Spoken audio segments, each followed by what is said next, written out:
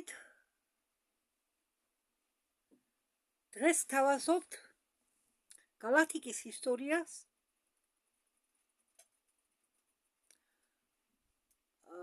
ოღონდ ლომები ადამიანების მონაყოფს და ფრინველები ადამიანების მონაყოფს. დიახ, თქვენ არ მოგესმათ, როგორც მე წინა ვიდეოში ვთქვი, რომ არსებობენ არა ადამიანური გარეგნობის არსებები,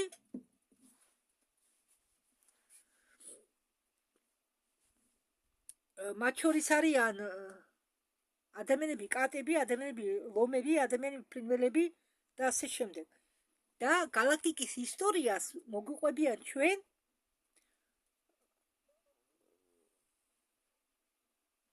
ადამიანი ლომების როგორც ფიქრობენ, როგორც თვლიან, როგორ შეიქმნა galaktika ადამიანი ლომები და თავის ვერსიას მოგვიყვებიან ფრინველები ადამიანები. ან ადამიანები ფრინველები, რა მნიშვნელობა. და ეს არის Mike Salas show. და Mike Salas show-ზე ყავს ჯელალა სტარი, ქალბატონი, ვინ არის, ერთად გავიგებთ. მე არც კი მომიცვენია, რადგან ვიცოდი, რომ ამას გადავთარგმნით, ძალიან საინტერესო თემა იყო და მეც მინდოდა თქვენთან ერთად გამეგო პირველად თუ ვინ არის ეს ქალბატონი ჯელალა სტარი და რაც მოგვიყვება. ახლა კი დავიწყოთ. Mike Sala ამბობს ჯელაია სტარზე, ეუბნება უბრალოდ ჯელაია სტარს, რომ შენ გაგიცანი 2001-2002 წლებშიო, როდესაც დავიწყე ეგზოპოლიტიკით, დავინტერესდიო უბრალოდ ეგზოპოლიტიკით. მე წავიკითხო შენი წიგნი და მომიჩვენაო, ეს წიგნი ძალიან საინტერესოა. ჯელაია სტარი ამბობს, დიახ, მე მოგიყვებით ჩემ ცხოვრებაზე, მე ვიყავი მარტოხელა დედა, მაგრამ მე მქონდა კარგი ურთიერთობა ჩემ ყოფილ ქმართან და მე მქონდა ბიზნესი, რომელიც ყვაოდა. ჩემი ქალიშვილი იყო ჯანმრთელი და უცებ, დაიწყო რაღაც მოვლენების რიგრიგობითი, რაღაც მოვლენების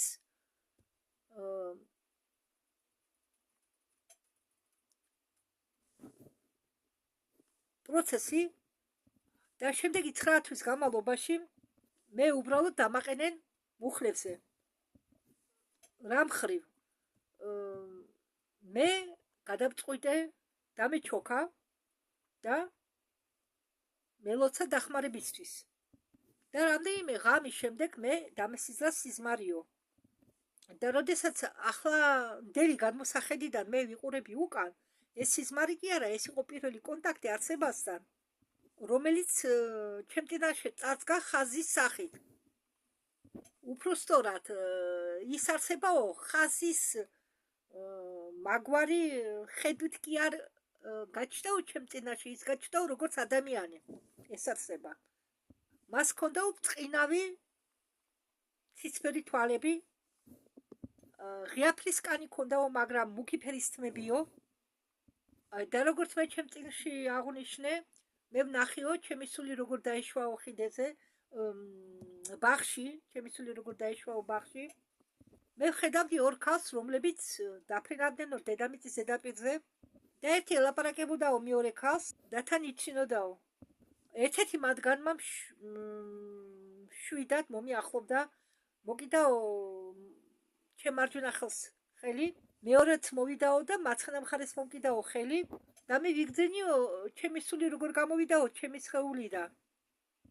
და გაყვაო ამ ქალებს ამ გრძელ დერეფნით ქვევითო. გავიდითო ბაღში, შემდეგ გაგორდაო ამ ქვის საფეხურებზე, ჩემი სულიო, იქ იყო აუზიო, რომელიც ირეკლავდაო და ბოლო რაც მე ვიგძენიო ეს ქვის ტროტუარის სიგრილეო ჩემ შიშო ფეხებზეო. შემდეგ მე შემოbrunდიო და კონცენტრირებას ვახდენო იმ ადგილს, სადაც მე ვიმყოფებოდიო.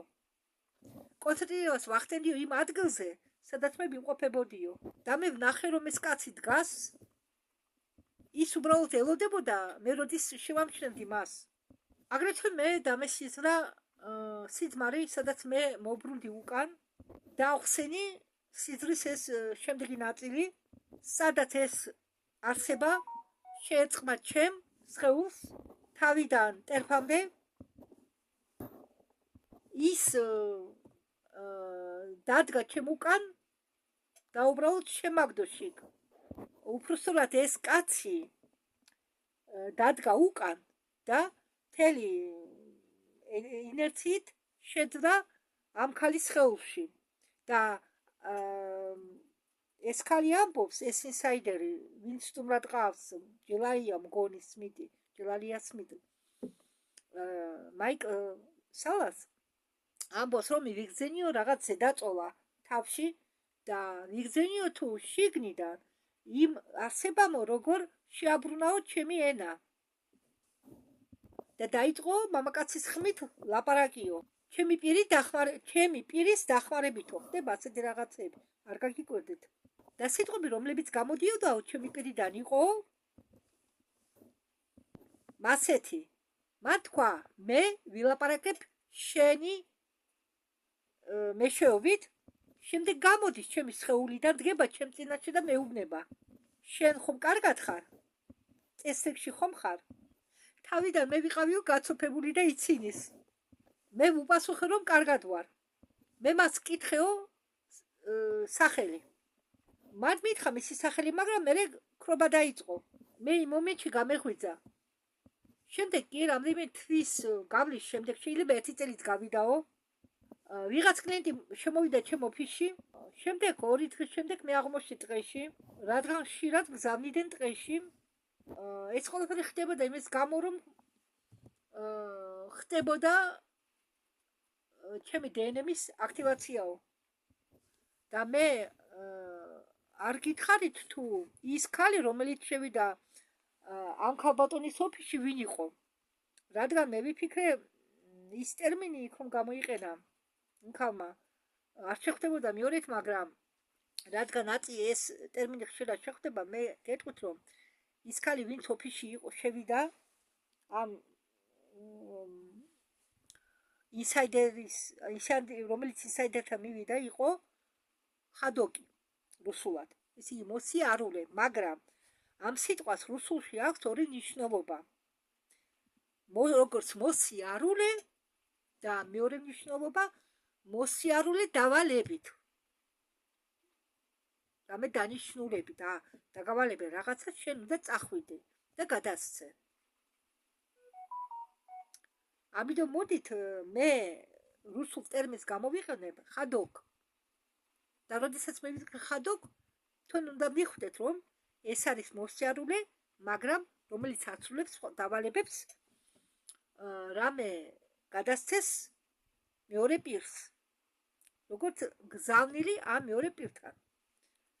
წარმარახო ვერ აგიხსენთ, ამიტომ მოდით მე გავიმეორებ რუსულ ტერმინს ხადოკ. და ერთ დღეს, როდესაც მე ტყეში მივედი, იქ კითხე მათ. მე ვინ ვარ? მე ხადოკი ვარ? ხომ გესმით ჩემი? ხო, ესე იგი ადამიანი, რომელიც გადასცემს, ღებულობს ჯერ ინფორმაციას და შემდეგ ამ ინფორმაციას გადასცემს სხვებს. მათაც ეწოდებათ ხადოკ. მოსიარულე. ოღონ მოსიარულე და გადამცემელი, პოსტალიონის მაგვარი.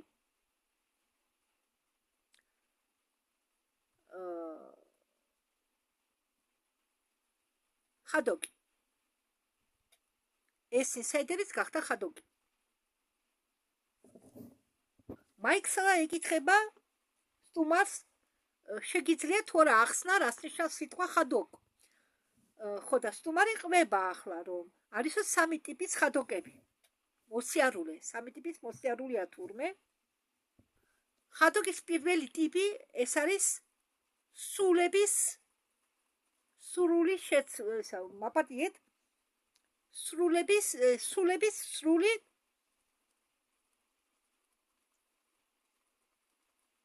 შეცვლა. ესე იგი ერთმანეთს უცვლიან ადგილებს. შეცვლას, როდესაც სულები ცვლიან ერთმანეთს. полный обмен душами. ხო, სულების შეცვლა. ეს არის ისეთი სიტუაცია, როდესაც მაგალითად ადამიანი, აი ახლა მე ყველა ადამიანშია, ყველაში არა, მაგრამ უმრავლესობ სხეულში არის სული, ხო? ჩვენ ვართ ყველა სულები, მაგრამ არის ისეთი ავატარები, რომლებშიც სულები არაა, რომელშიც ღვთაებრივი ნაპრწყალი არაა, ზომბივი დადია. და მაგალითად მე სული რაღაც მიზეზებიდან გამომდინარე, მე სული გამოვდივარ, ტოვებ ჩემ ავატარს და ჩემ ავატარში შედის სხვა სული. აი ეს არის სულების შეცვლა. ამას ქვია ხადოკის პირველი ტიპი. სულების შეცვლა. სულები იცვლიან ადგილებს. მაგრამ ეს სულების შეცვლა ხდება კონტრაქტის მიხედვით, სულების კონტრაქტის მიხედვით. ეს შემთხვევით არ ხდება. კიდევ არის ხადოკების მეორე ტიპი, რომელსაც უწოდებენ სპლიტენიე დუშ. ესე იგი, სულების ალბათ ერთმანეთზე გადაბმა, მე მგონი. იმიტომ პირდაპირ გაგებით მას ვერ გადათარგმნე. ახლა გავიგებთ რა სიტყვის ეს სტუმარი. ხო, მე სწორი აღმოჩნდი. ამ შემთხვევაში ერთ ავატარში არსებობდნენ იქნება ორი სული ერთად. და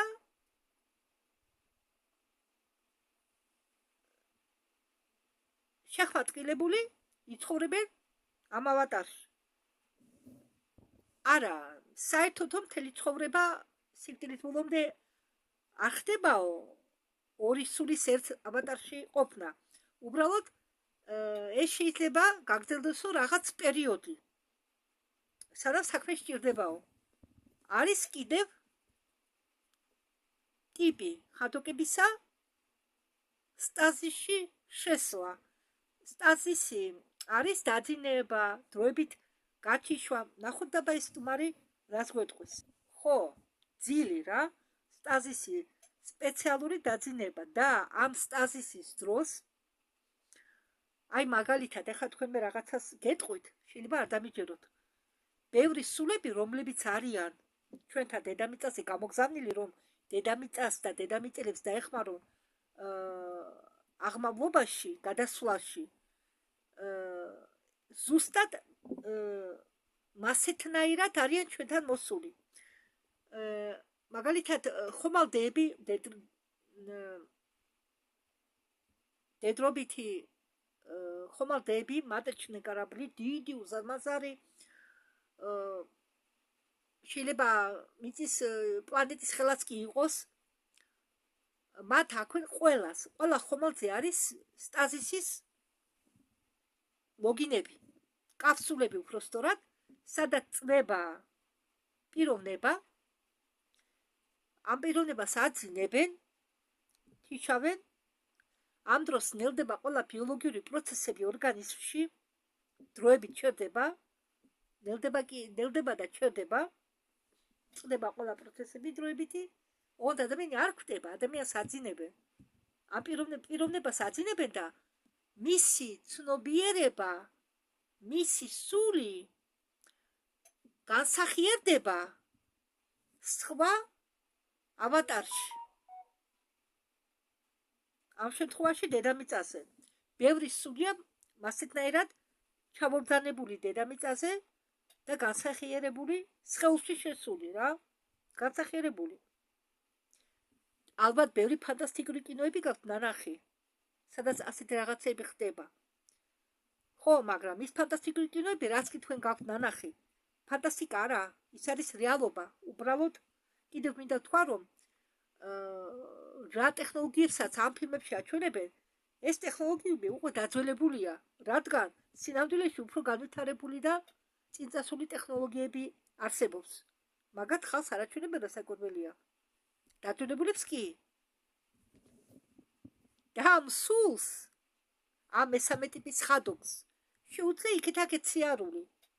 მაგალითად, როდესაც დედამიწის ავატარს ზძინავს, მას შეუძლია მიაკითხოს თავის საკუთარ სხეულს. რადგან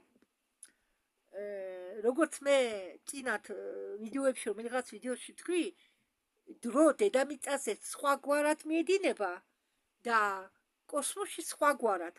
შეიძლება დედამიწაზე გავიდეს რამდენიმე წელი, მაგრამ იქ, სადაც სტაზში იმყოფება ამ სულის ნამდვილი ავატარი, შეიძლება გავიდეს 1 საათი, 2 საათი, 3 საათი, 4 საათი.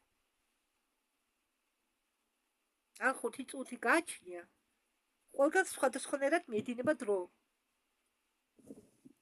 და ეს თუმარი ამბობს, რომ მე მგონიო ზუსტად ასე მემართებოდაო. ეს გავდაო სტაზში შესვლას. მაიკ სალა ეკითხება და შემდეგ შენ ეს გამოცდილება როდესაც ქონდა 90-იან წლებში, არ მახსოვს რომელი წელი თქვა, მგონი 97 თუ რაც. ხო, შენ გამოგიცხადაო ისევ ის არსებაო, რომელსაც ერქვაო დიონი და რომელიც იყო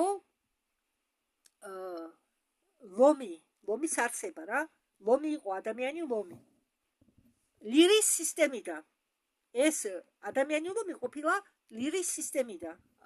ჯელაია სტარი ყვება თუ რა galaktikuri ისტორია გადმოსცა ამ ლომმა, ისიც ნაწილი galaktikuri ისტორიისა ჯელაია სმიტს. ჯელაია სტარს უკაცრავად.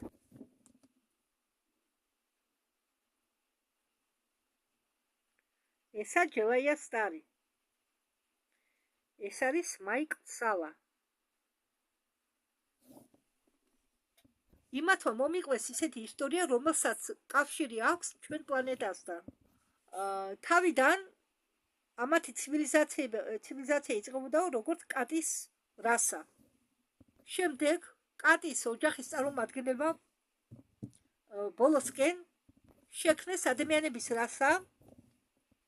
ადამიანების ისეთი სახეობა, რომლებსაც ყოველთვის ვერ შექმნიან, მაგრამ როდესაც რაღაც განსაზღვრული ტექნოლოგიები განვითარდება, მათ შეუძლიათ გამოიყენონ გენეტიკა. ისინი ანვითარებენ ახალ სახეობებს და მაგათ მას შექმნეს სახეობა, რომლებიც ცნობილია როგორც ადამიანები და ისინი ამ ისტორიის მიხედვით, ამ ვერსიის მიხედვით გაჩნდა მაგათგან. პირველი ადამიანები გაჩნდა ლირის თანავარსკვლავედში. კატების ოჯახის წარმომადგენლები, მე ფიქრობ, მოვიდნენ სხვა სამყაროდან, მაგრამ ეს ჯგუფი გონიაო მოვიდაო სხვა სამყაროდან. ყველაფერი ეს არის ნაწილი იმისა, თუ როგორ არის სამყარო აგებული. არსებობს ბევრი სამყაროები და სულებს შეუძლიათ განვითარდნენ და როდესაც ისინი აღწევენ ოსტატობას განსაზღვრულ სამყაროში, ისინი აღწევენ ამ განვითარებასთან ერთად ცნობიერების განსაზღვრულ დონეს, რომელიც შემდგომ აძლევს საშუალებას მათ შექმნას სხვა ახალი სამყაროები და შეუძლიათ დაიწყონ ის, რასაც ჩვენ უწოდებთ ახალი ევოლუციურ გეგმას ან ახალ თამაშ სულების გასავითარებლად უკვე სხვა სამყაროებში. ამიტომა ჩვენ გვწამთ, რომ სული უკვდავია. თითქოს ის არასდროს კვდება. კი, სული არასდროს კვდება, მაგრამ სულსაც შეუძლია მოკვდეს, ამას მე გეუბნებით. შეუძლია მოკლას სული. შეუძლია თვითონ ადამიანსაც მოკლას, უბრალოდ სულმა მოიკლას თავისი თავი. ეგიც შესაძლებელია. თუმცა ამბობენ, სული უკვდავიაო, მაგრამ უკვდავი და მარადიული არაფერია. კი, სულს ყოველთვის უნდოდეს იქნება შექმნას. ის სულ იმოძრავებს ერთი სამყაროდან მეორე სამყაროში. სული აგრძელებსო სულ ახალ რაღაცების, ესე იგი, სამყაროს გახსნას, აღწევს უფრო მეტს და უნდა უფრო მეტ მიაღწიოს და აგრძელებს განვითარებას, მიიწევს წინ. ამდენგვარად ეს ცივილიზაცია, კატების ცივილიზაცია მოვიდა სხვა სამყაროდან. მე არ მითხრენ თუ რომელი სამყაროდან არიან მოსულები. და ამ კატის რასამო შექმნაო ადამიანური რასა იქ, ლირაზე. დედამიწაზე არა. იქ, იმ ადგილზეა საუბარი. მაიკ სავა ეუბნება ჯელალია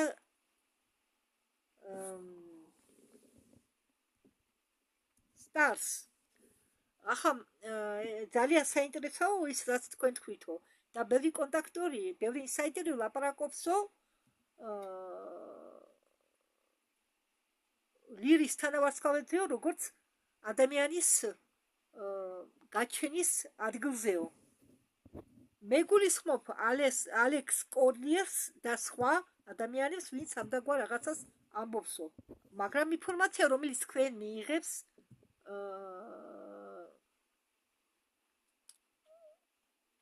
გვეუბნება იმაზე, რომ იქ ცხოვრობდა კატების რასა, მანამდე სანამ იქ გაჩნდებოდა ადამიანური რასა.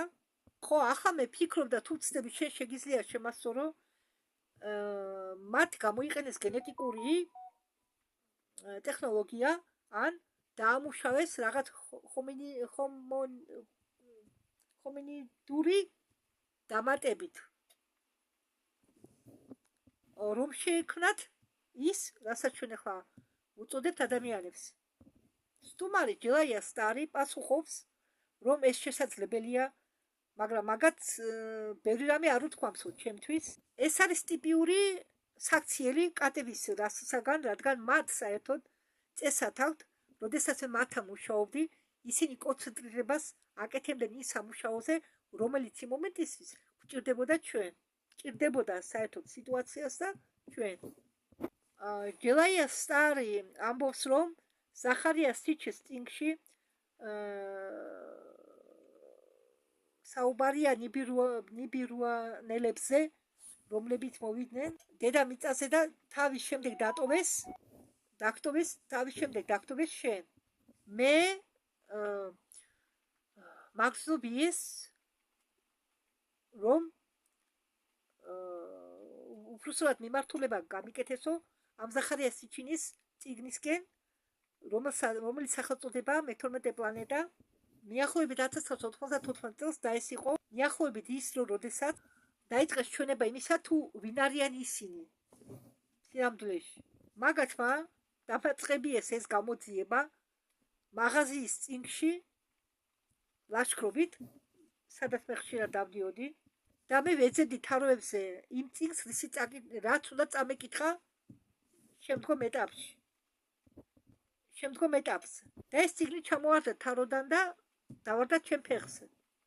და როდესაც მე ავიღე ეს წიგნი, კიდევ კარგი მაგარი ყდა არ ქონდა ამ წიგნს და მე გადავშალე გვერდზე და რაზეც შეჩერდა ჩემი თვალები, ჩემი მზერა, ეს არის სიტყვა ნიბირუ. მე გავიგე, ვიგრძენი, რომ ეს ის იყო, რაც მე უნდა წამეკითხა, ის წიგნი იყო. კი, ახლა ეს ახსნა, რაც წიგნში იყო დაწერილი, 100%-იანი ახსნა არ იყო, მაგრამ მიახლოებით ზუსტი ახსნა იყო და მე მინდა დავამატო, რომ ნიბირუ იგივე იმეზიდა, რომელსაც აღწერს ბორევი თავის წიგნში, რომელიც მე ახლა გადავთარგმნე და ავტვირთე. გონი 37 ვიდეო გამოვიდა, თუ არ ვცდები. და იქ იყო აღწერილი ეს ნიბირუანელები, რომლებაც შექმნაო ადამიანები. მინდა ცოტა გაგარკვიოთ ბორევის წიგნის მიხედვით, რომელიც მე ახლა მიდენა ვიდეო მასალის სახით. პირველი ორი რას ადამიანებისა არ იყვნენ ფიზიკურ სხეულებში.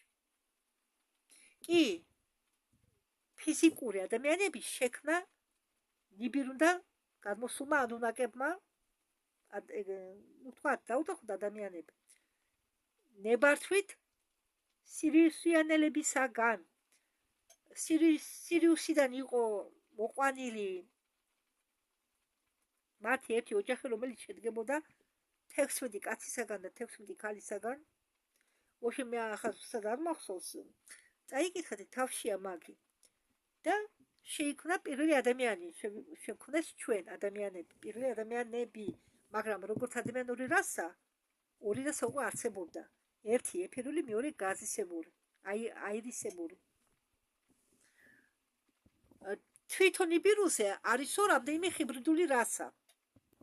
მათ უნდათო ამ ლომი ხო გამოგზავნეს კატების რასა. ამ კატების რასას უნდათო მე გამეგო ეს ისტორია სიჩნის წიგნიდანო.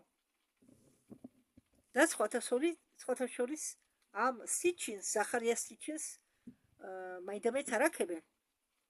არ ვიცი ნუ ხდება. ისევე მე ვიდეოებიდან გამომდინარე ბევრი ვიდეო მაქვს მოსმენელი რუსულ ენაზე. იგივე არხი 20 ბრატნა, იქ ბევრი ვიდეოდენო ასეთი, სადაც არც ამ მაიკ სალას არ აქებენ მაინდამაინც, არც ზახარია იმას ალექს კოლიერს. და მე მოусმინე კიდე გადათარგმნილი მაქვს ვიდეო, სადაც მაიკ სალას სტუმრად ყავს ელენა დანაანი და ელენა დანაანი ძალიან აქებს პუტინს. თითრა შედეგის ანალიზი თვითონ უნდა გაუკეთოთ. თვითონ უნდა გააკეთოთ ანალიზი იმისა თუ ვინ ტყუებოდა ვინ არა და მე რას ვაკეთებ? თუ შეიძლება რამე ინფორმაციისგან მაქსიმალური სარგებელი გამოიტანო, მე ამ ინფორმაციას თარგმნი. იცით რა, შეუცდომელი არავინ არ არის, ყველა უშვებს შეცდომებს, მაგრამ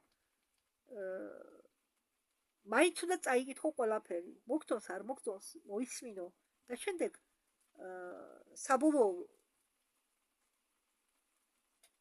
დასკვნა თვითონ პიროვნება უნდა გააკეთოს, რაცაც მისი გული კარნახობს. იმიტომ რომ კონტაქტი შეიძლება გქონდეთ დაბალ ვიბრაციულ არსებებთან. ზოგჯერ ის დაბალ ვიბრაციული არსებები სხვა სახის წარმოდგენია კონტაქტორების წინაშე. კონტაქტორები მე გულისხმობ, ვისაც ვიწყებულობს ინფორმაციას, სინამდვილეში ღებულობენ. ხო, მაგრამ ვერ ერკვევიან ვის გაღებულობენ.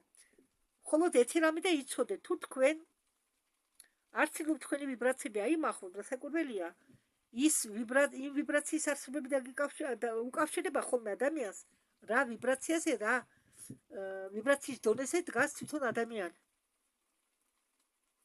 და კიდევ ერთ საიდუმლოს გეტყვით მე თქვენ. კაი, ახლა მე ამაზე არ ვილაპარაკებ, მე სხვა დროს მოყვები. ახლა გადავიდეთ საქმეს ისე. მაიკ სალა ამბობს, რომ ზახარიას სიჩინი თავის წინში ყვებაო ნიბირუზე როგორც წითელ კარლიკულ პლანეტაზეო, რომელიც გაიჩხირაო 3600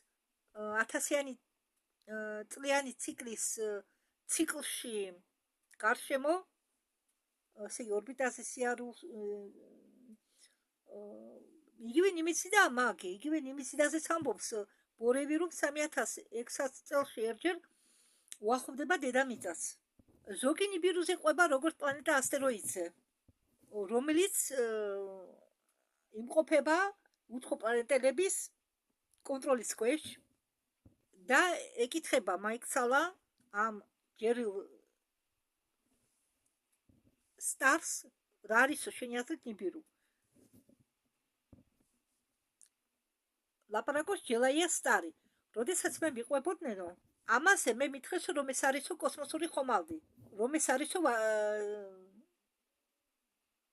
სამხედრო ვარსკვლავი პლანეტა, მაგრამ წლების შემდეგო, როდესაც მე დავიწყეო იმ სამუშაო შესრულება, რასაც მავალებდნენო, მე მაძლევდნენო, უფრო მეტ და მეტ ისტორიის ფრაგმენტებსო, ჩემთვის ნათელი გახდაო, რომ ნიბირუ არისო მზის სისტემის ნაწილი, ეს არისო ტყუპისცალი ჩვენი მზის სისტემისო galaktikაში და სამყაროებში არსებობსო ბევრი ორმაგი ვარსკვლავური სისტემებიო ჩვენც ვართო ორმაგი მზის სისტემის უბრალოდ ჩვენც ვართო ორმაგი მზის სისტემაო და ეს ვარსკვლავი ეს ნიმისი და არისო ბნელი შედარებით რადგან არაინთო მზესავით ნიბირო იგივე ნიმისიდაა ხო ის გამოიყურება როგორც წითელი კარდიკი, მაგრამ მას დღემდე აქვს მაგნიტური ველი და აქვს ბირთვი და მას ჯერ კიდე აქვს მატერია და პლანეტა, რომელიც შეიქმნა მათ გარშემო და როგორც იცითო პლანეტები მოძრაობენო, ბრუნავენო. ნიბირო ეს არის პლანეტა, მათ აქვთ კოსმოსური ხომალდეები. იქ ბევრი სამხედრო ვარსკვლავებია, მათ გააჩნიათ ასტეროიდები თერი სამხედრო ფლოტი, თავის საკუთარი სამხედრო ფლოტი. ეს თუმარი ყვება იგივეს, რაც ბორეელმა თქვა თავის წინში, ამიტომ მე არ გავიმეორებ თან აქ რუსულ ენაზე თარგმნის ტექსტს რობოტი და ბევრი გაუგებარი ნათარგმნია, ამიტომ ვისაც გაინტერესებთ, იქ არის თავი. თუ გინდათ მე ჩაგიგდებთ პირადში ნემესიდაზე ხელნაწერ ჩემ ტექსტებს თუ კი მე მგონია გარკვეთ ჩემ ხელნაწერს და მსხვილად ვწერ და როგორც გითხარით ნიბირო და ნემესიდა ერთგივე პლანეტაა და მარტო გეტყვით მოკლედ რომ ეს პლანეტა 3006 წელიწადში ერთხელ უახლოვდება დედამიწას, მაგრამ ძლიერი გლობალური კატაკლიზმები ყოველთვის არ ხდება. გააჩნია რომელი მხრიდან საიწავა მისი ორბიტა. ის ხო მაგ ნემესიდას უფრო მოგზო ორბიტა აქვს, ვიდრე დედამიწას და შეუძლია საერთხა გადასაკარგავში წავიდეს და მაიქსალამ თქვა რომ ეს ნემესიდა განლაგებულია უფრო მოძრაობს 200 ღრუბელში. 200 ღრუბელისკენ. ნუ იქ საცხაიმ რაიონში. იცით რა, მაიქსალა ამბობს რომ სიჩინის მიხედვითო ჩვენ ვართო ნიბირულები. ნიბირო და ნემესიდა როგორც მიგითხარით ეს არის მე კი არა ბორემა თქვა ეს არის იგივე პლანეტა და ადამიანი ფიზიკური სხეული ყოფი ადამიანი ავატარი უბრალოდ ადამიანი კი არა ავატარი როგორ შეიქმნა და როგორ შეიქმნა მისი გარსები და ასე შემდეგ ეგ ყველაფერი აღწერილია ბორევის წიგნში მაგრამ რატომღაც ამერიკელები ეყნობიან ზახარიას სიჩინის წიგნს მაგრამ მაგათ მეტყობა არ ეციან რომ ბორევი კიდე არსებობდა. ამიტომ დასაკვირველია, აგერ თუ გჯერათ ჩემი ნათქვამის, იგივეა. ბორეევმაც თქვა რომ ნიბირო და ნემესიდა ერთიგივე პლანეტა არისო. და იგიც წერია თუ როგორ აკითხავდნენ დედამიწას და როგორ პოულობდნენ შოულობდნენ ოქროს და ასე შემდეგ. სტარი ამბობს ეს თუმარი ქაბატონი რომ ადამიანი რასაც ფიქრობს იმას იზიდავსო. როდესაც ახლა დედამიწა ახდენსო ნახტომს მაღლა ევოლუციის გზაზე ჩვენ დასაკვირველიაო არ დაგვჭირდებაო არ გვინდოდეს იქნებაო კატაკლიზმები მაშინო ჩვენ უნდა ვიფიქროთ მხოლოდ კარგზე, იმაზე თუ რა გვინდაო.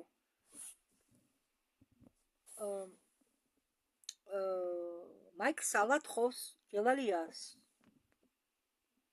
სტარს ახსნას თუ ვინ არიან უცხოპლანეტელები ცხოვრები ნიბიროზე ჯგუფი რომელიც მე დამიკავშირდაო თავის თავს და ესე იგი დაარქვესო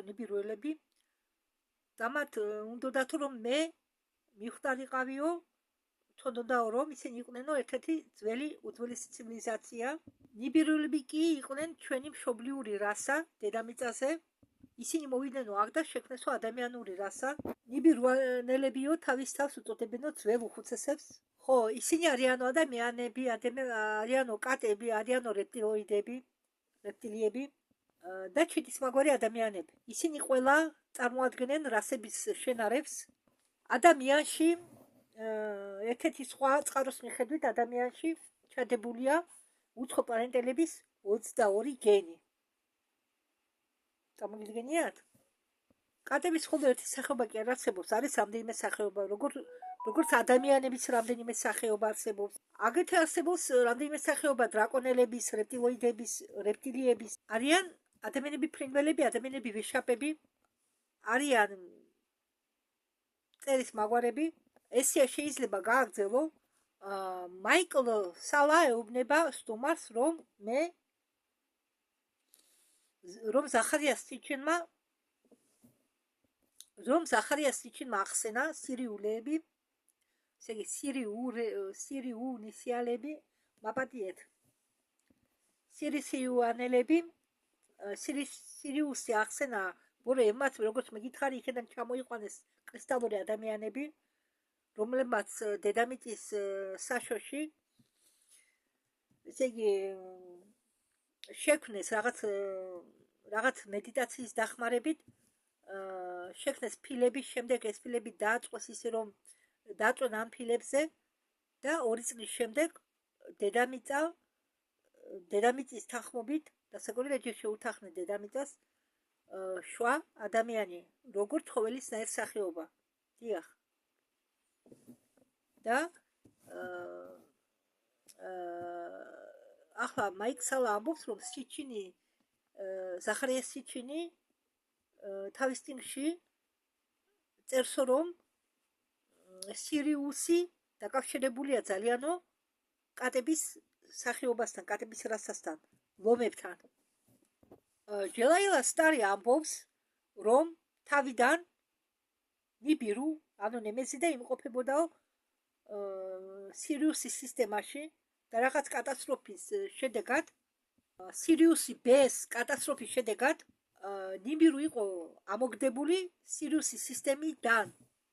იყო კიდევ ერთი პლანეტა, რომელიც ამ კატასტროფის დროს იქნა განადგურებული და ზიანი მიაყენა მზეს, სირიუსი ბეს მზეს, კატების წარმომადგენლების სახეობა, რომლებიც არიან სირიუს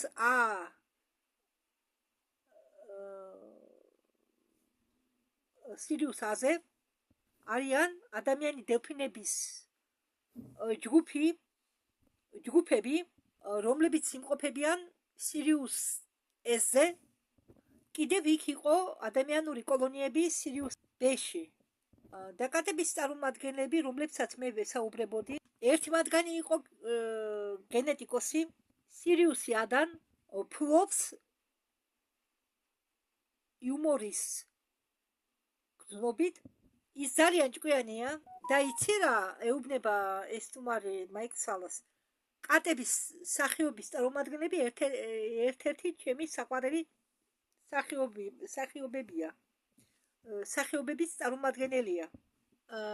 ეს რასა კარგი ისტორიკოსები არიან. გალაქტიკური ისტორიის მიხედვით ჩვენ დავარღვიეთ ჩვენი 4 სამყარო. 2 მათგანი იყო ის, რასაც უწოდებენ უდიდეს ექსპერიმენტებს. უდიდესი ექსპერიმენტები ხდება მაშინ, როდესაც სამყაროში არის საკმარისი სახეობა რაღაც ცივილიზაციებისა ან სულებისა. საკმარისიაო იმისთვის, რომ დაიწყო ინტეგრაცია სინათლეში და საერთოდ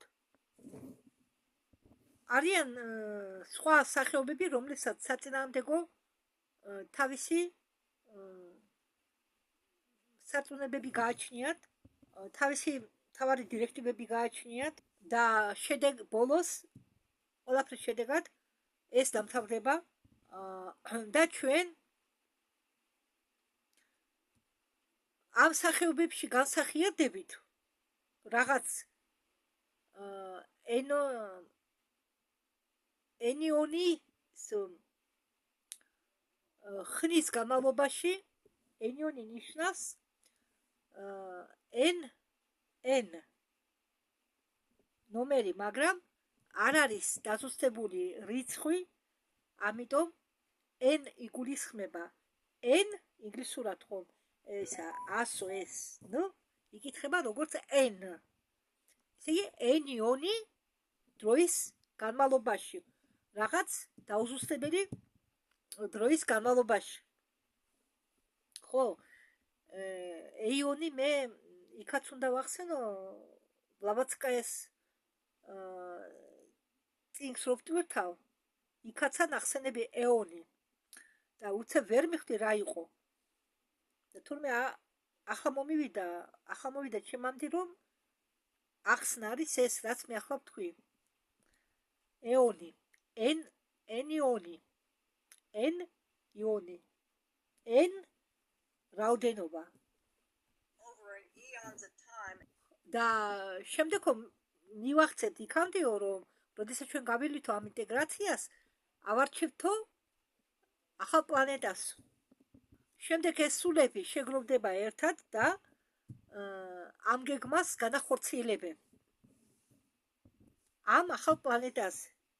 და მე იმედი მაქვსო, რომ ბოლოს ისინი შეძლებენ ინტეგრაციას, მათ შეუძლიათ ნებისმიერი სამყაროს ადგილიდან მოვიდნენ თავიანთი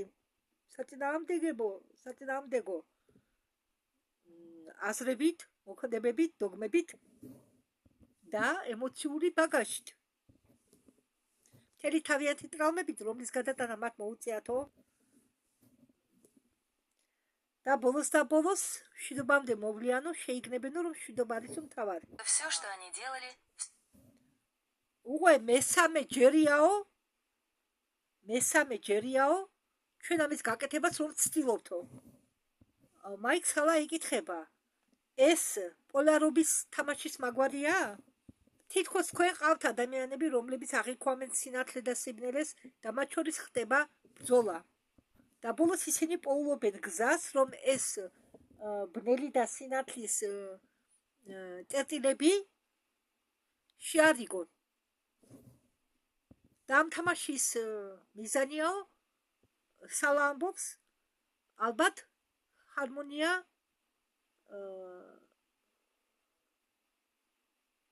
დაიმკვიდროსო ამ სხვადასხვა სახეობებს შორისო, ამ ერთიან პლანეტარულ ცნობიერებაშიო. ჯელილია სტარტი ამბობს, რომ დიახო, ეს გავსო ცხოველების ეზოსო, სადაც ცხოველების სხვადასხვა სახეობა უნდა ისწავლოსო ერთმანეთთან როგორ ვთქვა, ურთიერთ ცხოვრება. ერთმანეთს, ესე იგი, უნდა შეეგუონ ერთმანეთის ყოფნას ერთ ეზოში. ამდაგვარი რაღაც არისო. ლომი უნდა დაწვესო ბატკანის გვერდით, აი რაში მდებარეობსო ამ ყველაფრის აზრი. და ამ ისტორიაში ამ პლანეტაზე არიან რეპტილიები და ადამიანები და მათ უნდა ისწავლონ ერთმანეთთან ურთიერთობა. თუმცა იცით, რომ მაგათ რეპტილიებს ადამიანებს სულ სხვადასხვა ძირი დირექტივები აქვთ. მაგათმა უნდა მიატოვონ ერთმანეთის ამოჟღრეტვა და უნდა ისწავლონ მშვიდობიანი თანაცხოვრება ერთმანეთთან. არა და კი არ უნდა გააგდონ ერთმანეთი პლანეტიდან, არამედ ამ პლანეტაზე უნდა ისწავლონ იცხოვრონ გარმონიაში. თუ ეს არ მოხდა, ეს პლანეტა გახდება ატომური როგორც სხვები. მაიქ სალა ამბობს, რომ როდესაც ადამიანები ახსენებენ რეპტილიებს, იგენი მათ გამოსახავენო სხვადასხვა აგრესიულ ფორმებში. მაგალითად, დევიდ აიგი გამოსახავსო რეპტილიას როგორც მაქციას. ხო, რეპტილიებს გამოსახავენო როგორც ბოროტებას, მაგრამ არიან ისეთი რეპტილიებიო და დრაკონელებიო, რომლებსაც უნდათო ადამიანებს დაეხმარონო. ჯელილია სტარი ამბობს, რომ ჩემი ერთ-ერთი მასწავლებლები იყვნენო ის ძველი რეპტილიები, რომლებიც თავისას უხუცესებს უწოდებენო. ეს სეპტილები იყვნენ ჩემი პირველი მასწავლებლებიო. ერთ-ერთი მასწავლებლებიო. ძალიან ლამაზი არსებები, ძალიან განვითარებული ცნობიერებით. ეს ხორცის კოსტუმი, რომლებსაც ისინი ატარებდნენ ავატარის სახით, მხოლოდ ავატარიაო. ჩვენ სამყაროში ხდებაო ინტეგრაციისათვის, ესე იგი, ინტეგრირება. რას ნიშნავს ეს? არის სხვადასხვა სამყარო, ყველა სამყაროს გააჩნია თავისი ცნობიერების დონე, მაგალითად, ავიღოთ ჩვენი სამყარო, მე ვცდილობ ცოტა გასაგები ენით აგიხსნათ, რასაც ყვება სტუმარი. ახლა ჩვენ სამყაროშიო სწავლობენო ინტეგრაციას, მივიღოთ ერთმანეთი ისე, თითქოს არაფერი. თუმცა ჩვენ განსხვავდებით ბევრი რამით, ხო? სხვა ცივილიზაციებისაგან, სხვა რასებისაგან, მაგრამ ავიღოთ ჩვეულებრივი უბრალო მაგალითი დედამიწაზე, აი სკოლაში ხდება ბულინგი. რატომ უნდა მოხდეს ბულინგი? ჩვენ თუ ჩვენაერს, ესე იგი, რაღაცით განსხვავდება ადამიანი, ხო? ბავშვები რაღაცით განსხვავდებიან და ერთ პარტიას არ უნდა, რომ ის განსხვავდებოდეს მისგან რამეთი, ხო? და ხდება დაბულინგება ბავშვები ერთმანეთის. ასევე ხდება მაგალითად სამსახურში ყველა ვერ ეგუება ხომ ერთმანეთს. ანუ ახლა ავიღოთ ჩემი მაგალითი. მე ვარ გუმრად, ხო? ჩემი ხაზიკა აქერავებს რამდენიმე ოთახს. მე რომ ეს ოთახი ვიქერავე, აქ არ ცხოვრობდა კურდები. ერთი ვანიდანა, მეორე ბაბუა იყო აფხაზეთიდან, მე აფხაზეთიდან ვარ და ამ ბაბუა გადავიდა აქედან, პერიოდულად მოდიან აქ გუმრად, იცნობენ ოჯახიანად აგიზრდებოდა ბავშვები, მაგრამ უყურეთ ახლა, ჩემ მაგალითს მოგიყვებით ცოცხალ მაგალითს. და ისინი ბევრი არიან, ხო? მათ სარეცხებისთვის მიზღვნში არაა ადგილი. მე ვრჩები ხელებზე ვით ვერ წევ, მაღალზე ვერ ვკიდებ, ხო? მაინც, მაგრამ ჩამოსაწევი ქონდა ბაწას. თუ ისინი გარიცხავენ და დაკიდებდნენ, ჩემთვის უკვე ადგილი არ იყო. სულსულკა ვიყიდე, მაგრამ არ გაუძლო ჩემ ძიმეტელსაცმელს. 3 თვე არ ქონდა და გატყდა. ეს ალუმინის მისორკულ ადგილებში დაშაგდა და გატყდა. ალუმინის იყო თვითონ მასალა. ხო და ახლა უყურეთ ახლა. გვერდით მეორე პარტია მათი ნათესავებისა. ბავშვები ხმაურობენ, ლოგინზე დახტიან. სანამ ბავშვები არ დაიძინებენ, ჩემი მოსუნება რა ან რამდენჯერ ჩამეთია ინტერნეტი იმის გამო, რომ მათი ხმაური არ გამეგო, ხო? სიტუაცია. მაგალითად, მათ მაგივრად ჩარეცხვა კი ეზარებათ, უკაცრავად საჭირო სახში შევლია, ხო? ზოგიერთ მათგანს. ერთი პარტია ისქალი ქლორით წმინდავენ თავის ოთახებს, აბანოსაც ქლორავდა, მაგრამ მეორე პარტია ქალი რომ იყო, თან ამჟამად თხოვა, ხო? სიწყნარე. ისა ბავშვებს მეაქციით ყურადღება, ბავშვებს უპატრონო დატოვებდა ოთახში შევიდა და მისამსავდა, ბავშვები ხმაურობდნენ. მე კაც მოძული არა ვარ, კი? მართალია, მარტო ვარ ჩემი დებისგან გაზრდილი, ჩვენ სამი დები ვართ, მე ვიზრდებოდი მამასთან. ფაქტიურად კი მარტო კი ვიზრდებოდი, მაგრამ მე მარტო არასდროს ყოფილი ვარ. აქ რომ მოვედი, საერთოდ ვამბობ, რომ იმის საშუალება შეიქმნა, მე დავჭი მართლაც მარტო, ყველაფერსა ყველას მიუხედავად, დავჭი მარტო და შეგვებაზე ახლა საუბარი. და ამდენ ხალხში, ამდენ ხმაურში რა ვარია? ხო?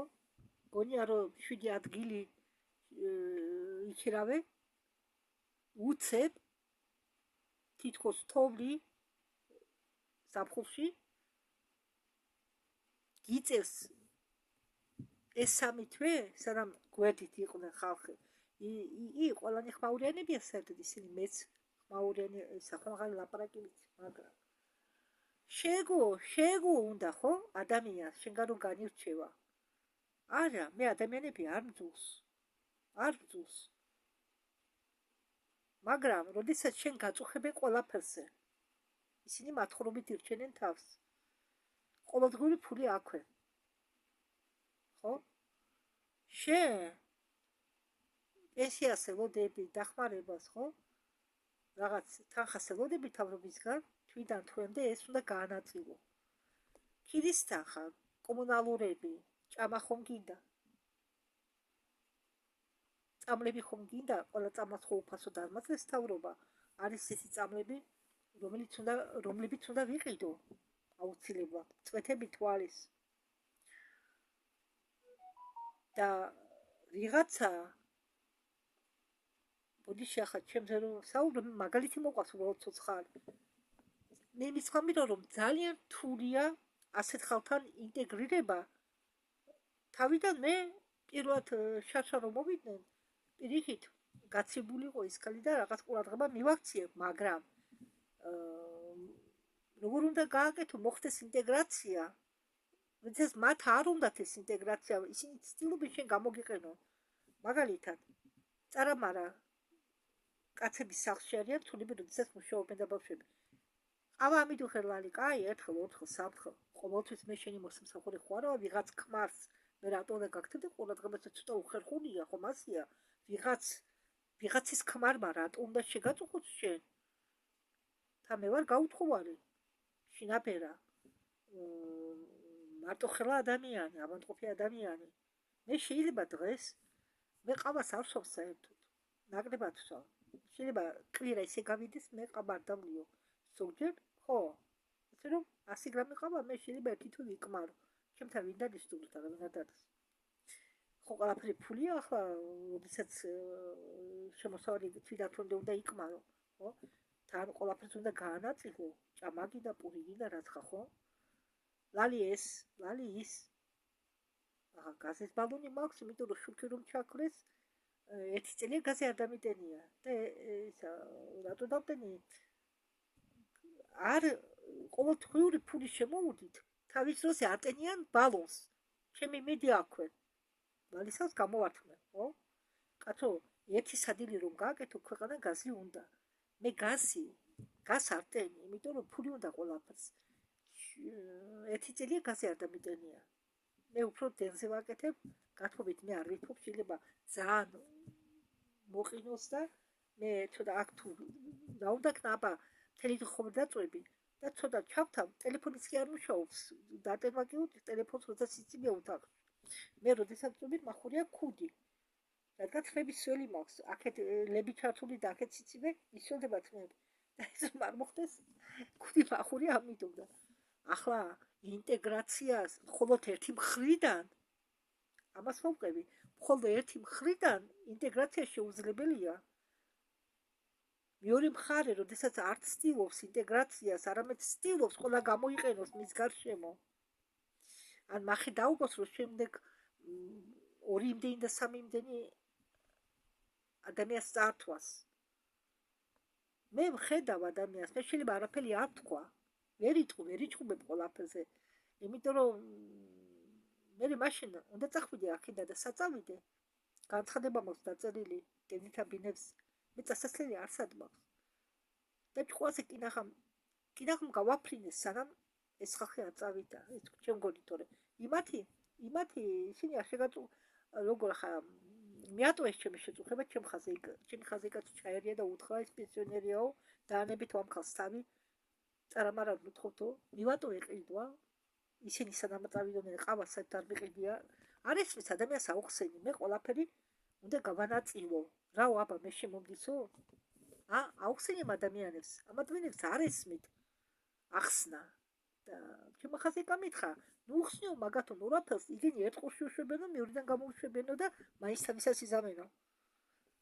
ასეთ ადამიანებთან არც ღირს ენერგიის დახარჯვა.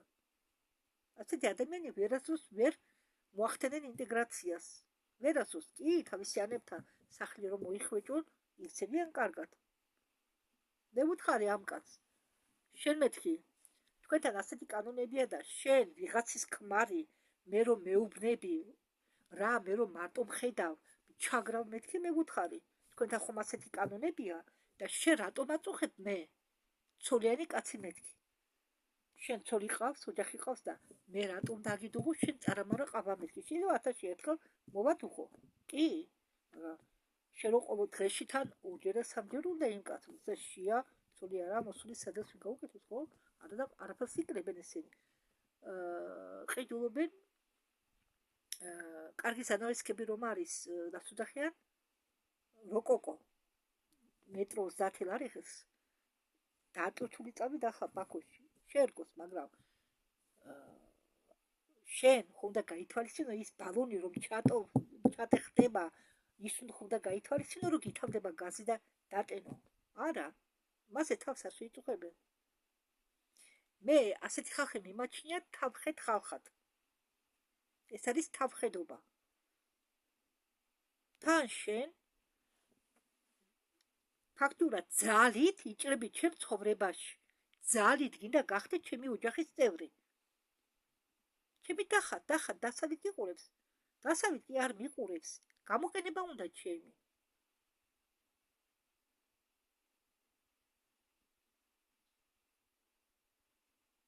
მე არავის იმედად არ ვარ აქ მე კი მყავს აქ ნათესავები მაგრამ ამდენი ხანია ისინი მათ არც კი იციან მე საცხოვრობ არ სამი წელი ზუგდიდში სხვა ადგილას ცხოვრობდი მაგრამ ჩემ ნათესავს ერთ ნათესავს არც კი იცოდა საცხოვრობდი სად იდგა ის ჩემი ბინა სად იყო განლაგებული ხოდა და მე ეს ყველაფერი ხომ ნერვებზე მოქმედებს როდესაც შენ კიდე მოიშორო მასეთი ადამიანი ის კი შენ ბოდიში გეტენება ბოლოს მიუტოვე ლაპარაკიც ხმას არ ცემდი ამასამე რომ ვამბობ ძალიან რთულია ინტეგრაცია როდესაც ერთს უნდა მაგრამ მეორეს არ უნდა მეორე საწყობს შენი გამოყენება შენი დაჩაგვრა შენი განერვიულება ამას ვამბობ ძალიან მე არ ვამბობ რომ ინტეგრაცია ადვილია მე მაგალითად ვერ მესმის ისეთი ადამიანების ვინც ასე იქცევა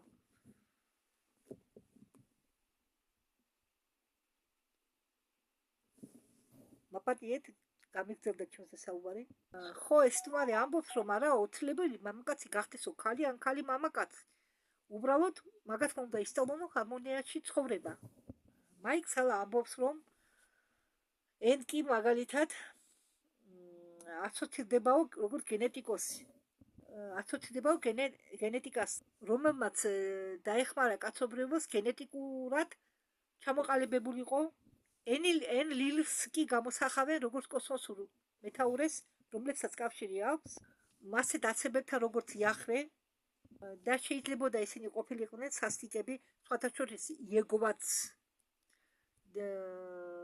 ანუნაკია ნიბირუდან ანუ ნემესიდიდან და სხვათა შორის აგარტაში თურმე სემენ თაყვანს მზის დისკს რომელსაც ქვია იეჰოვა ხო აგრეთვე არიან იეჰოვას მოწმეები იეჰოვა არ არის ღმერთი დი ჩვენ კი ცემდნენ თაყვანს უცხოპლანეტელი იყო იახვეც იეჰოვაც ენკიც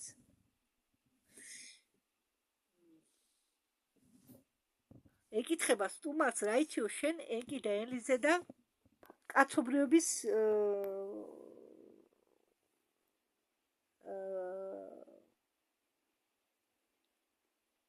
გაჩენას და ამ რელიგიური რაღაცისა რომელსაც მართავდაო იახვე იეგოვაც უნდა დაემატებინა ჯელალია სტარი ამბობს რომ ენკიში და ენლიში სხვადასხვა როლს ხედავო ისინი არიან ძმები მე კიდევ დავამატებდი რომ ენკი და ენლილი არიან ნახევარ ძმები ენკი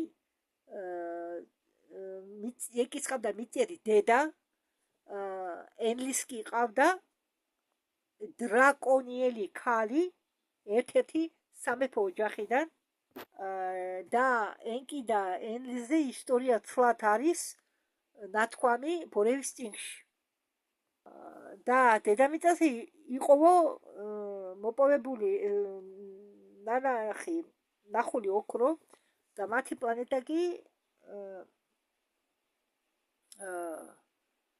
პლანეტას არ ქონდა იმდენი ოქრო, რომ ეს ოქროს მტვერი გაინაწილებიდან ატმოსფეროში, რომ რადიაციას არ დაეხუპა ყველაფერი ნიბირუზე, ანუ ნემეზიდაზე. ნიბირუზე იყო ავადმყოფობა, იყო შიმშილი, რადგან ეს ყველაფერი იყო მიზეზი კოსმოსური რადიაციისა. და მით უმეტეს ის დრო იყო, როდესაც ბოლო გალაქტიკური ომი დასრულდა.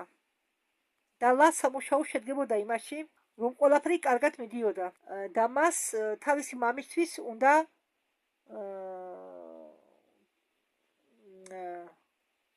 ჩაებერებინა ანგარიში, რომელიც იყო ნიბირუს მეფე. ენკი კი, რომელიც იყო მიწიერი ქალიშვილი, იყო მეფე, მაგრამ რეპტილიების მეფე. ენკი იყო ნახევრად რეპტილი, ნახევრად ადამიანი და როგორც გენეტიკის ოსტატი მას უყვარდა თავის ლაბორატორიაში თამაში. და მისი ლაბორატორია იყო განლაგებული აბზუში, რომელიც ეს აბზუ იყო იმყოფებოდა ეთიოპიის რაიონში.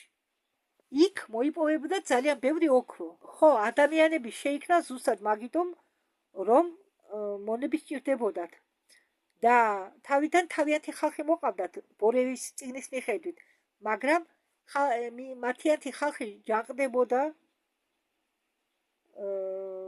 იღრებოდნენ, უკმაყოფილოები იყვნენ და ერთ-ერთ მომენტში გაიტაცეს ხომალდი, დატვირთული ოქროთი და გაიქცნენ და იძულებული გახდნენ, ამიტომ შეიქმნათ ადამიანები.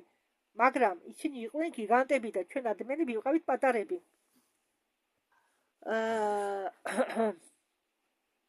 ესე იგი, მათთან არ იყო ისეთი სიტუაცია როგორც ჩვენთან. მათი ხალხმა ვერ იმუშავა შახტაში. დედამიწაზე გამოგზავნენ საუკეთესო მათი პიროვნებები, ფიზიკოსები, ინჟინერები, გენეტიკოსები და ასე შემდეგ. ესე იგი, მთელი საუკეთესო რესურსი გადმოაგდეს დედამიწაზე. ხო, ენკიმ შექმნა პირველი ადამიანები, ოღონდ კიდევ გეუბნებით, ორი რასა ადამიანებს ცხოვრობდა, მათ არ ჰქონდათ ფიზიკური სხეული. მესამე რასა, ეს ეფირული ადამიანები ჩასვეს რობოტიზირებულ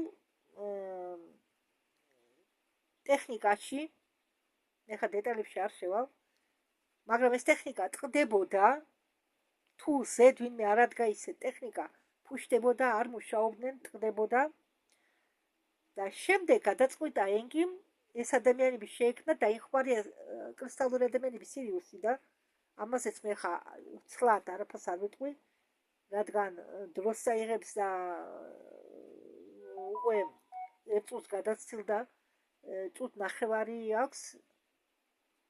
მეხსიერება ჩემ ტელეფონს, მეც ვერ ჩაწეს და თუ გინდა მე გაინტერესებთ, კიდევ გეუბნები, თუ ჩემი ნათქვამი, ჩემი ახსნა ვერ გაიგეთ, ბორევის წიგნს რო ვკითხულობ, როდესაც მე შემიძლია ხელნაწერები გადმოგცეთ და იმ ხელნაწერების მიხედვით წაიკითხოთ. ხო, და ესენი ეს ადამიანები ჩვენ თავიდან ვიყავით ჰიბრიდები და ჩვენ არ შეგვეძლო როგორ გითხრათ, განაყოფიერება ჩვეულებრივი გზით და ჩვეულებრივი გზით გამრავლება. ხო, ადამიანი, როდესაც შექმნეს, იყო მოლაპარაკება, როდესაც ოქროს მოპოვება დამთავრდება, ადამიანს როგორც სახეობას დატოვებენ ცოცხალს, დამისცემენ საშუალებას დამოუკიდებლად განვითარდეს, როგორც რასა. ახლა რა ხდება, როდესაც თქვით რამე სახეობას, თქვენ ამ სახეობას უნდა ადევნოთ თვალი, სანამ ეს სახეობა ევოლუციონირდება, სანამ ესე იგი პატარა ბავშვს ხო უყურებენ მშობლები, სანამ გაიზრდება, ისევე მშობლების როლი უნდა შეესრულებინათ და უნდა მიეხედათ ადამიანებზე. სანამ გაცნობიერების დონემდე, მაღალ გაცნობიერების დონემდე არ მივდოდნენ. ასე რომ ადამიანები კი არ მიაგდეს, არამედ ჰქონდათ ადამიანებთან კავშირი და ხშირად აკითხავდნენ მათ და დნმ-ს გადაახლებდნენ პირველი პრობლემა, რომლებსაც ისინი შეეჯახნენ, შედგებოდა იმაში, რომ ინკი არ უნდა მიეცანება ადამიანებს გამრავლებული იყვნენ. ინკის უნდა შეექმნა მხოლოდ რაღაც განსაზღვრული რაოდენობა ადამიანებისა და ისინი იყენებდნენ ბევრ ექთნებს. ხომ ხედავთ, ახლა მე გამეცინა, ექთნები რა შვაშია საერთოდ. ხო, ამასაც აგეხსნით ახლა მე თქვენ მოკლედ. ეს ადამიანები რომ გაჩენილიყვნენ, იყენებდნენ ნიბირუს ქალბატონებს, ფულს უხდიდნენ მაგათ. ნიმირუს იგივე ბორესავს დაწერილი თავიანთ წიგნში, ნემისიდას ქალბატონები იგივე ნიბირუს უხდიდნენ თანხას და ესენი ორ ტყუპს შობიარობდნენ ყოველთვის. მაგრამ ამ ქალბატონებს ეს მობეზოდათ ასეთი მეთოდით დაფეხმძიმება. შემდეგ ეს შობიარე ქალები შობერბის შემდეგ შეეჩვნენ თავიანთ გაჩენილ ადამიანებს და არ უნდათ ამდენი ხანი მუცლით რომ ატარეს ბავშვები, ხო ჯერ? შემდეგ გაეშვათ შახტებში სამუშაოდ. ნუ რასაკვირველია დედობრივი გზნობა. და ინკიმ თქვა, მე ისე ვისა რომ ისინი გამრავდნენ თავისი ბუნებრივი გზით. მაგრამ ასე არ უკითხეთ თავისი ნახევარ-ძმისთვის ენილისთვის. ეს ენილის გეგმაში არ შედიოდა და ეს იყო ძმებს შორის პირველი დაპირისპირება. და ეს იყო ედემური ბაღის ჩვეულებრივი ისტორია, სადაც ჩვენ არ შეგვიძლიათ მოხვდეთ. რადგან ადამიანებმა, როდესაც ხო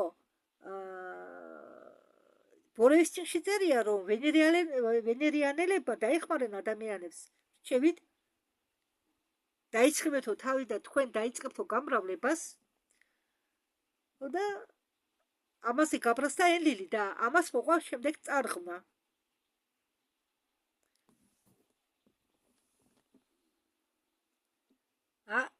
კატების ცივილიზაცია.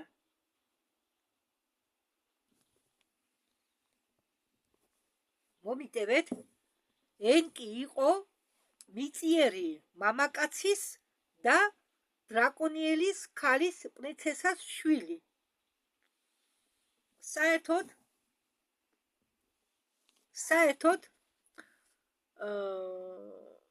იქ ქალები მართავენ. დრაკონიელებთან ქალები მართავენ სახელმწიფოს და როდესაც რამეს ვერ აგვარებენ, თავის პრინცესებს უშვებენ. პრინცესები სექსუალურ კავშირში შედიან მიწიერ ადამიანებთან და ამის შედეგად მიწიერი მეფე იყო ენკის მამა და პრინცესას გაუჩნდა ნახევრად, ესე იგი, ენკი არის ნახევრად ადამიანი, ნახევრად რეპტილია. დედით რეპტილია. და ენლი უფრო რეპტილია შვილია. რეპტილიებისკენ იხლება. ახლა მე მალე მეხსიერება, ჩემ ტელეფონს არ იყოფა მეხსიერება, ცოტა დრო დარჩა და შევეცდები მოკლედ გადმოგცეთ დარჩენილი რაც არის იქ ვიდეო. კიდევ გეუბნები, თუ თქვენ გინდათ ეს ისტორიები დეტალებში და გასაგებად გაიგოთ, მე შემიძლია თქვენ ხელნაწერები გადმოგცეთ. დიახ, ჩემი გადათარგმნილი ხელნაწერები მესენჯერით, რომ თქვენ და მე მაგალითად წაკითხული მერჩენია ვიდრე მოსვენილი. მე გადავწყვიტე ეს ვიდეო გამიყო ორად, რადგან ძალიან ბევრი მასალა დამინდა მე თქვენ ამ მასალას მოусმინოთ ქართულად, ძალიან საინტერესო მასალებია. თან მე ალბათ თქვენ შეამჩნიეთ, რომ ბორევის წიგნიდან მომყავს კიდევ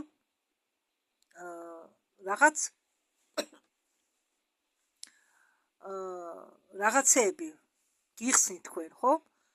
და 5-2 სიტყვით რაც აქაა დარჩენილი კიდევ მოსაყოლი შეუძლებელია, ამიტომ მე შევჩერდები ახლა ამაზე, უკაცრავად შევჩერდები ამაზე და მეორე